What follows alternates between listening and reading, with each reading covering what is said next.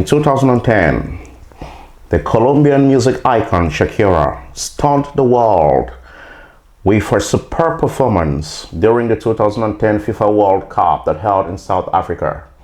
She had composed the main official song of the event, which she called Waka Waka, and it turned out to be a thrilling piece that everyone enjoyed and danced to.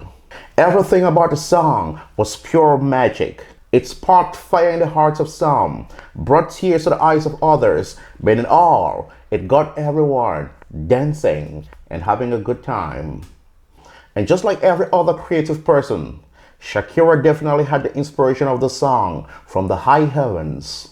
An angel must have handed her down the lyrics of the song on a platter of gold, because when she was interviewed about the song, this is what she had to say.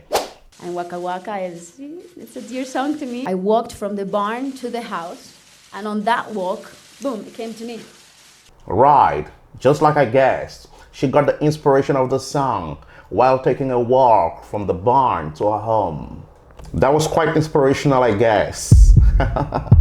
Except that she lied. Because it turns out nothing about this song was of divine inspiration, but rather, this piece was the very epitome of plagiarism. Because the artist Shakira copied this song, plagiarized this song. It turns out the original version of the song was released in 1985 by a Cameroonian group called Golden Sounds, a group made up of Cameroonian military men, and the title of the specific song was Zangalewa. Now, this song became an instant hit in Cameroon and in most parts of Africa and beyond. Reason being that beside people falling in love with the melody, the group members themselves dressed and performed like mascots, and Kate just loved it. Now, it turns out this song became so popular to the point where black DJs in parts of South America, including Colombia, Shakira's home country, started playing this song in their clubs. So this song became popular itself in parts of South America, including Colombia. And therefore, there is a possibility that Shakira herself grew up listening to the song as a kid.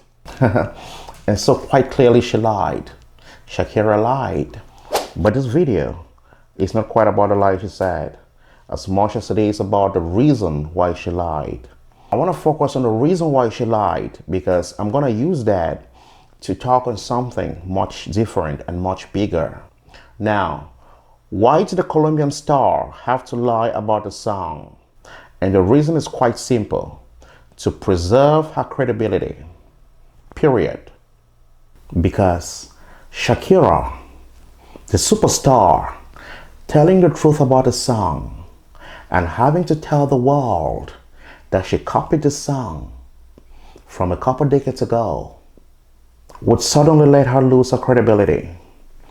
And that would affect everything about the song and everything about who she is as a person and as a brand, and how they consume her art, and by default, how much money she can make from her art.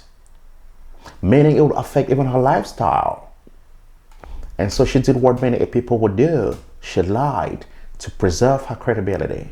Now, what happened with Shakira telling this lie is no different from what happens around the world on a daily basis. I mean to say, most of what you're being told on a daily basis by the powers that be are lies. You are being lied to by some of the most powerful institutions governing this world. Let's look into a few examples. Let's take religion, for example. What do you think happens if religions told the truth about God, preached the truth about God, which of course is that God is a mystery and we couldn't ever possibly understand anything about it? What if they preached that message? That would mean people finding out that they are phonies, and that would mean the collapse of a multi-billion-dollar industry that has served a people going down centuries.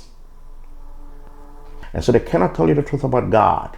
On the contrary, they'd rather lie to you to keep you hooked. Now let's move on to the pharmaceutical industry, the medical industry. What if the medical industry told you everything you needed to know about diseases and treatments for diseases? I was listening just a few days back to a whistleblower who was talking about a certain pill that is meant to treat a certain disease. And this guy was saying that the amount of money used in producing that pill is less than 1,000 times the amount that pill is sold to sick patients. Imagine how much money they are making from selling that drug. Now, do you really think you could ever be told the truth? Be it about the drug nor the disease? Of course not. You will never be told the truth. Never. On the contrary, the most scary picture about this disease is painted to justify the cost of the drug, even though it could actually be a very, very easy condition to be treated.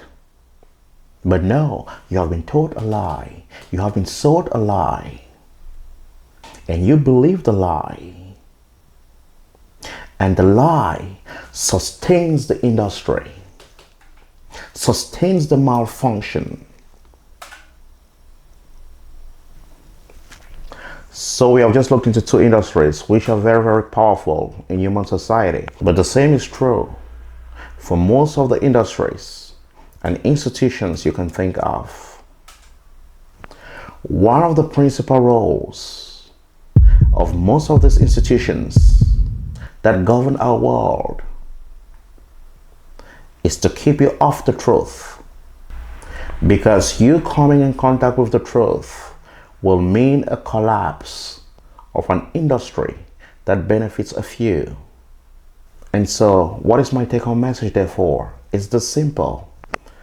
God has given you a brain, and I want you to use that brain to think, to analyze, scrutinize, and process information. Take every information you get around with a pinch of salt, and let your own convictions from your brain, given to you by God, be your North Star, be your guiding compass.